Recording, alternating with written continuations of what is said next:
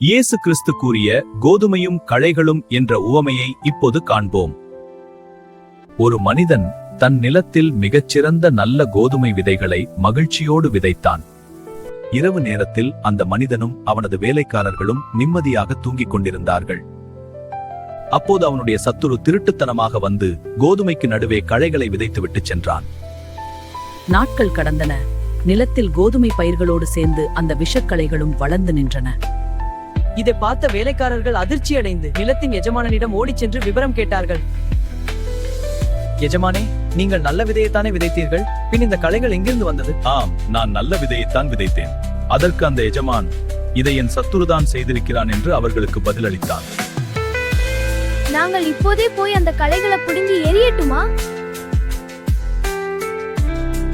வேண்டாம், களைகளை பிடுங்கும் போது நீங்கள் கோதுமையையும் சேர்த்து பிடுங்கி விடுவீர்கள். அறுப்பு காலம் வரும் வரை கோதுமையும் களைகளும் ஒன்றாகவே வளரட்டும் என்று எஜமான் கூறினான்.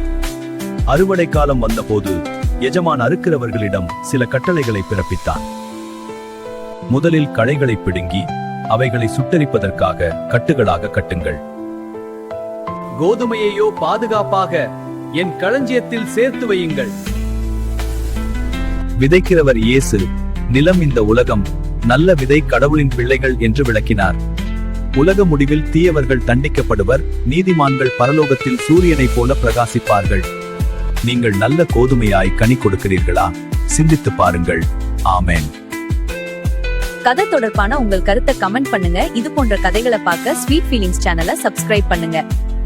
இயேசு கிறிஸ்து பரலோக ராஜ்யத்தை பற்றி மக்களுக்கு புரியும் வகையில் ஒரு அழகான உவமையை கூறினார். பரலோக ராஜ்யம் ஒரு கடுகு விதைக்கு ஒப்பாயிருக்கிறது. அது எல்லா விதைகளிலும் மிகவும் சிறியது.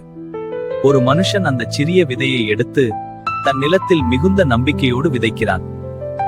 மண்ணுக்குள் மறைந்திருந்த அந்த சிறிய விதை மெல்ல மெல்ல உயிர் பெற்று வளரத் தொடங்குகிறது. அது செடியாக வளர்ந்து மற்ற எல்லா செடிகளை விடவும் உயரமாக வளர ஆரம்பித்தது. சிறிய விதையாய் இருந்தது இப்போது ஒரு பெரிய மரமாகி அதன் கிளைகள் எங்கும் பறந்து விரிந்தன. ஆகாயத்து பறவைகள் அதன் கிளைகளில் வந்து தங்கி அங்கே தங்களுக்கு அடைக்கலம் தேடிக்கொண்டன. கடவுளின் ராஜ்யமும் இப்படித்தான், சிறியதாக தொடங்கி உலகமெங்கும் ஆசீர்வாதமாக படரும். உங்கள் விசுவாசம் கடுகளவாய் இருந்தாலும் அது மிகப்பெரிய காரியங்களை செய்யும். ஆமென். வீடியோவை லைக், காமெண்ட், ஷேர் பண்ணுங்க. ஸ்வீட் ஃபீலிங்ஸ் சேனலை சப்ஸ்கிரைப் பண்ணுங்க. இயேசு விண்ணரசை பற்றி மக்களுக்கு ஒரு அழகான உவமையை கூறினார்.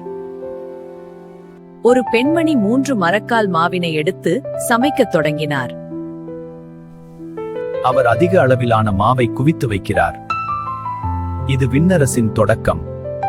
விண்ணரசு ஒரு சிறிய புளிப்பு மாவுக்கு ஒப்பாகும் என்று இயேசு சொன்னார்.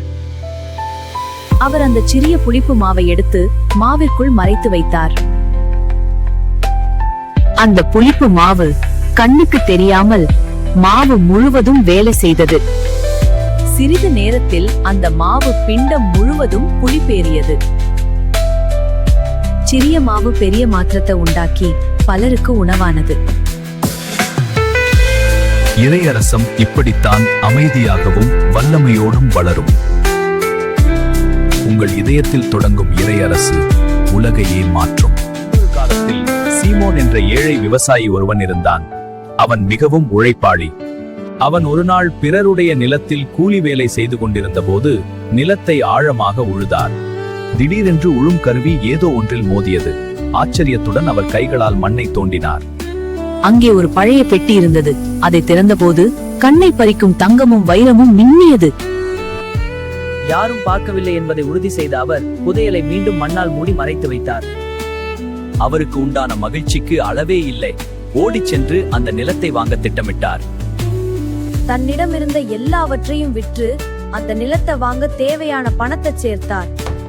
இந்த பணத்தை கொண்டு நிலத்தை வாங்குகிறேன். நன்று, உரிமையை இதில் எழுதுகிறேன். இது உனக்கு சொந்தம். இப்போது அந்த புதையல் அவருக்கே சொந்தமானது. பரலோக ராஜ்யம் இப்படிப்பட்ட விலை மதிக்க முடியாத புதையலை அன்றி. பரலோக ராஜ்யத்தை பெற்றுக்கொள்ள உலகத்தின் அனைத்தையும் விட தயாராக இருப்போம். ஆமென். Please subscribe